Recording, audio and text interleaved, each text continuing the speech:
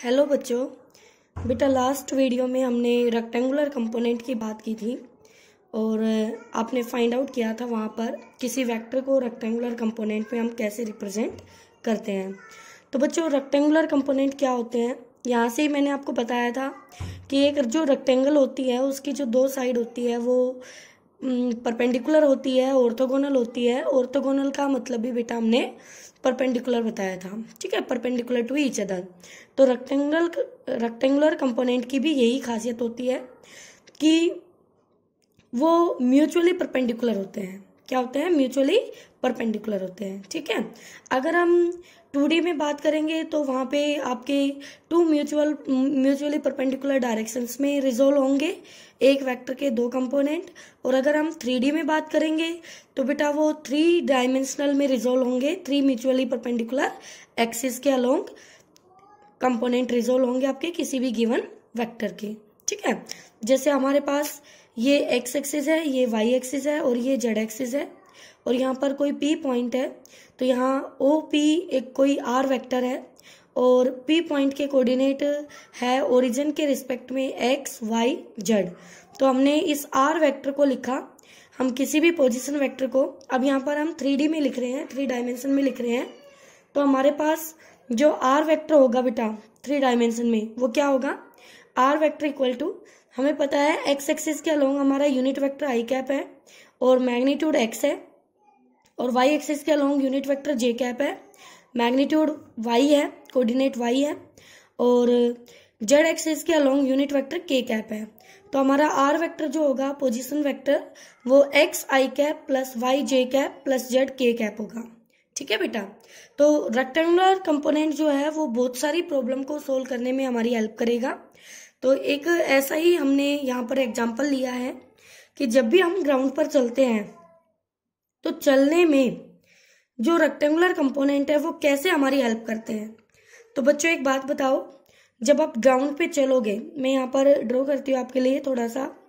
ये मान लीजिए कोई एक पर्सन है और ये ऐसे मूव कर रहा है, मान लो आगे इस डायरेक्शन में जा रहा है, तो ये अपने पैरों से, अपने फुट से क्या अर्थ को बैकवर्ड डायरेक्शन में ऐसे धकेलेगा। आप जब भी आप चलते हैं तो आप अपने पैरों को यानी पंजों को ध्यान से देखना, तो आपके जो पैर हैं वो अर्थ को टेंजेंशियली नहीं, किसी एंगल थीटा पर ऐसे उसको बैकवर्ड डायरेक्शन में पुश करेंगे, तो अर्थ आपको फॉरवर्ड डायरेक्शन में पुश करेगी। इस फोर्स का एक रिएक्शन फोर्स देगी आपको। तो उसका एक डायग्राम शो किया है मैंने। ये हमारा फोर्स जो है वो एक्शन ऑफ फोर्स है, यानी ये फोर्स आपने अर्थ पे लगाया है हॉरिजॉन्टल के साथ थीटा एंगल पर बैकवर्ड डायरेक्शन में, और इस फोर्स का रिएक्शन अर्थ ने हमें दिया है आर। तो ये रिएक्शन है बेटा। एक्शन रिएक्शन के बारे में आप अच्छे से यूनिट 3 में पढ़ेंगे जब हम लॉज ऑफ मोशन की बात करेंगे तब। तो ये रिएक्शन फोर्स मिला इसके रिएक्शन में, ओके। तो जितने एंगल पे आपका हॉरिजॉन्टल के साथ यानी ग्राउंड के साथ ये फोर्स एक्ट कर रहा था उतने ही एंगल पे आपको आर मिलेगा, ठीक है बेटा। अब हम क्या करेंगे, इस आर के दो कंपोनेंट रिजोल्व कर लेंगे। तो आर के साथ थीटा एंगल बन रहा है इस डायरेक्शन में, तो इस डायरेक्शन के अलोंग हमारा आर कोस थीटा कंपोनेंट आएगा, और ये हॉरिजॉन्टल के अलोंग है तो इसको हमने एच से रिप्रेजेंट कर दिया। तो हॉरिजॉन्टल कंपोनेंट हो गया बेटा आर कोस थीटा, और इस कंपोनेंट के परपेंडिकुलर, अब ये दोनों कंपोनेंट एक दूसरे के परपेंडिकुलर है तो ये कहलाएंगे रेक्टेंगुलर कंपोनेंट। कौन कौन से? R cos theta and r sine theta. और ये इसके हॉरिजॉन्टल के परपेंडिकुलर वर्टिकल होता है, तो V जो है वो वर्टिकल के लिए है, वर्टिकल कंपोनेंट। तो हॉरिजॉन्टल कंपोनेंट आपको आगे चलने में हेल्प करेगा क्योंकि आप फॉरवर्ड डायरेक्शन में ऐसे हॉरिजॉन्टली मूव करेंगे। और वर्टिकल कंपोनेंट आपका, आप ध्यान से देखें कि इस बॉडी का जो मास है वो अगर m है, बॉडी का मास m है बेटा इस बॉडी का, तो mg उसका वेट है, ग्रेविटी g एक्ट करती है डाउनवर्ड, वर्टिकली डाउनवर्ड, और वेट हमारा एक फोर्स होता है, एक वेक्टर क्वांटिटी होती है वेट, ठीक है।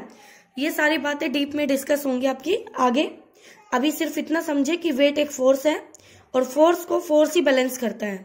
तो अब इस R के दो टुकड़े मिल गए हैं मुझे, एक H और एक V। तो मैं R को भूल जाऊंगी, तो इसको आप भूल जाना, इसको भूल जाना। कब? रेक्टेंगुलर कंपोनेंट करने के बाद।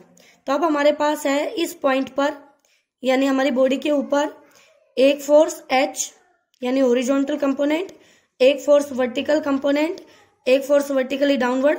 तो बेटा इस डायरेक्शन में ये दो फोर्स लग रहे हैं अपोजिट में, तो ये एक दूसरे को बैलेंस करेंगे और बॉडी मूव करेगी हॉरिजॉन्टल में, तो ये वाला फोर्स उसको हेल्प करेगा आगे जाने में।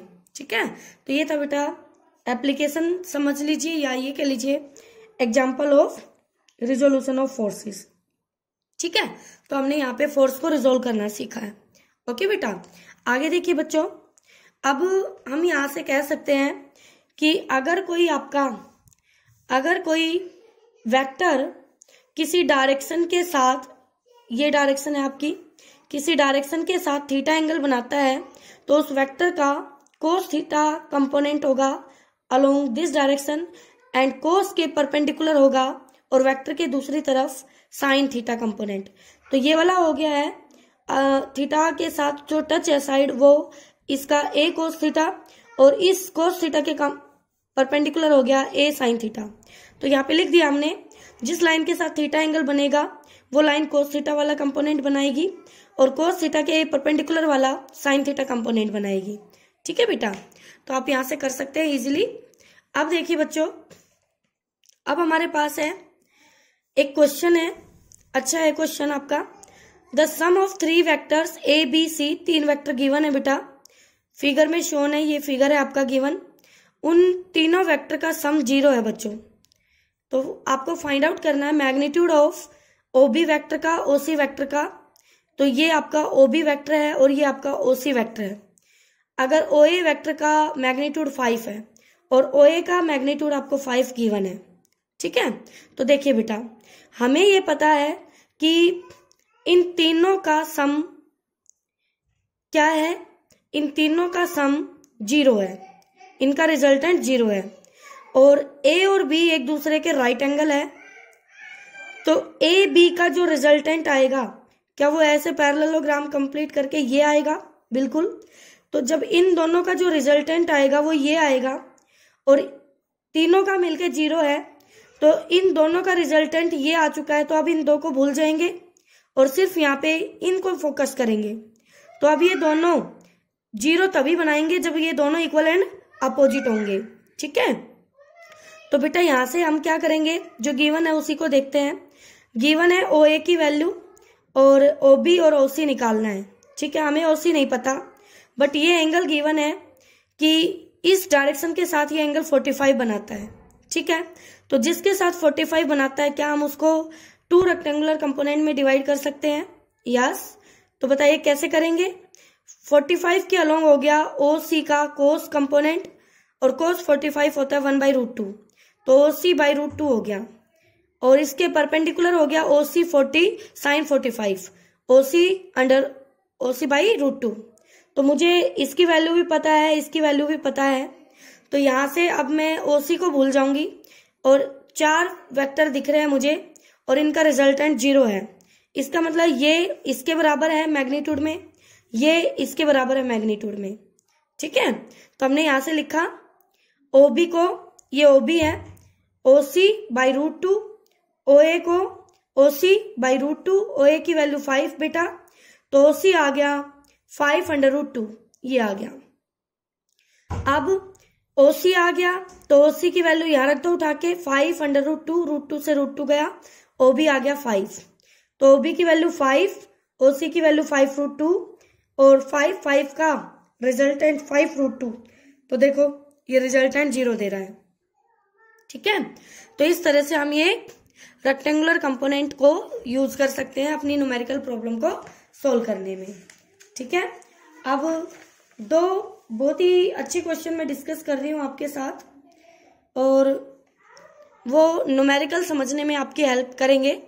तो देखिए ध्यान से कैसे करने हैं हमें।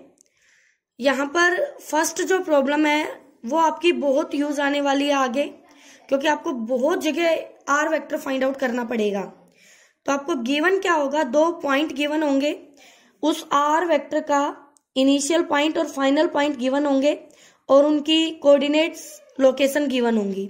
ठीक है, यानी ओरिजिन के रिस्पेक्ट में उनकी क्या दूरी है, यानी पोजीशन वेक्टर कह लीजिए आप एक तरह से, और ये होगा डिस्प्लेसमेंट वेक्टर। पढ़ा है ना आपने। तो यहां से कहता है find vector A B and its magnitude. तो मुझे ए बी वेक्टर की वैल्यू निकालनी है और उसका मैग्नीट्यूड। तो सबसे पहले मैंने ए बी कोई वेक्टर ड्रॉ किया और उसके कोऑर्डिनेट्स शो किए, और फिर मैंने अपने हिसाब से एक ओरिजिन के रिस्पेक्ट में 3 कोऑर्डिनेट एक्सिस ले ली, और उस ओरिजिन से ये ओ ए वेक्टर हो गया और ये ओ बी वेक्टर हो गया।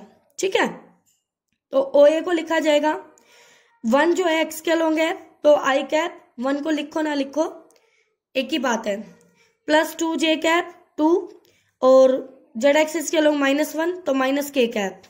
ओ बी वेक्टर हो गया मेरा 3 आई कैप प्लस 2 जे कैप प्लस 2 के कैप। ओके, अब ध्यान से देखिए, यहां पर मैं ट्रायंगल ऑफ वेक्टर एडिशन भी लगा सकती हूँ। देखो, this vector and this vector are in same order but this vector are in opposite order.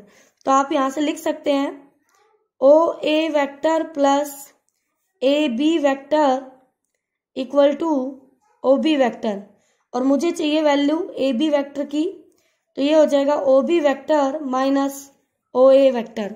तो देखिए मैंने यहाँ लिखा है therefore A B vector equal to, और आप ऐसे भी समझ सकते हैं, कोई वेक्टर गिवन है तो उसका initial point tail initial point और हेड फाइनल पॉइंट ऐसे शो करती है फाइनल पोजीशन। तो फाइनल माइनस इनिशियल करके हम उस वेक्टर की वैल्यू निकाल सकते हैं। तो ये फाइनल माइनस इनिशियल, तो चाहे तो पहले आप ये पोजीशन वेक्टर निकाल लीजिए और फिर ऐसे सब्ट्रैक्ट कर लीजिए, या फिर दूसरा तरीका आप सीधा यहां से निकाल लीजिए। कैसे, मैं यहां से अगर लिखूं, ये मेरा मान लो मैं आर वेक्टर मानूं, तो ए बी वेक्टर को मैंने आर मान लिया, और वो हो जाएगा final minus initial 3 - 1 2 i cap, final minus initial 2 - 2 0 0 j cap, final 2 minus minus minus minus plus 1 plus 3 k cap. तो आप यहां से डायरेक्ट भी निकाल सकते थे बेटा, और मैंने आपको ये वाला मेथड भी बता दिया है। ठीक है, तो अब देखिए ए बी वेक्टर तो निकल गया है हमारा, अब इसका मैग्नीट्यूड निकालना है हमें। तो मैग्नीट्यूड के लिए आपको पता है under the root first component का स्क्वायर, सेकंड का एंड थर्ड का, देन इट्स सोल्व। ठीक है, तो इस तरह से आप कर सकते हैं। नेक्स्ट देखिए बच्चों, इसमें क्या कह रहा है, हमें एक वेक्टर दिया है, हमें दूसरा वेक्टर दिया है। अब क्या कहना चाह रहा है, देखिए find a vector having the same magnitude as B, यानी मैग्नीट्यूड तो बी जितना हो, पैरेलल टू ए वेक्टर, और डायरेक्शन ए के पैरेलल हो। तो डायरेक्शन क्या होनी चाहिए, डायरेक्शन में ए के पैरेलल, यानी डायरेक्शन के लिए मुझे ए कैप चाहिए और मैग्नीट्यूड के लिए मुझे बी का मोड चाहिए। तो शुरू करते हैं, और फिर वो एक नया वेक्टर देगा जिसका मैग्नीट्यूड होगा बी के इक्वल और डायरेक्शन होगी ए कैप, यानी नया वेक्टर जो होगा सी वेक्टर अगर मैं मानूं तो उसका मैग्नीट्यूड बी का होगा, बी वेक्टर का मोड, और डायरेक्शन ए की होगी ए कैप। तो मुझे ये 2 चीजें चाहिए, तो उसके लिए मुझे ए कैप निकालना होगा। और ए कैप कैसे निकालता है, ए वेक्टर अपॉन में उसका मैग्नीट्यूड। तो देखिए बच्चों, ए वेक्टर आपको पता है, ये गिवन है, मैग्नीट्यूड निकाल लीजिए under the root first component का स्क्वायर प्लस सेकंड, तो ये हो गया आपका 5, मैग्नीट्यूड 5 आ गया। तो ए कैप कितना आ गया, 1/5 इंटू में वेक्टर 3 आई कैप प्लस 4 जे कैप। तो ये तो आ चुका है इस नए वेक्टर के लिए। बी का मोड और निकाल लीजिए, मैग्नीट्यूड अंडर द रूट 7 का स्क्वायर प्लस 24 का स्क्वायर, इसको सोल्व करोगे 625 आएगा और उसका रूट आएगा 25। तो बी का मैग्नीट्यूड भी आ गया। तो देयरफॉर सी वेक्टर क्या हो जाएगा, बी का mode into A cap, B का मोड और ए कैप की वैल्यू पुट की, तो सी नया वेक्टर जो आया आपका 15 आई कैप प्लस 20 जे कैप। जब आप इस सी का मोड निकालेंगे तो वो बी के इक्वलेंट आएगा, और जब इसका सी कैप निकालेंगे तो वो ए कैप के इक्वल आएगा। ठीक है बच्चों, इस तरह से आप कर सकते हैं फाइंड आउट और अपने न्यूमेरिकल सोल्व।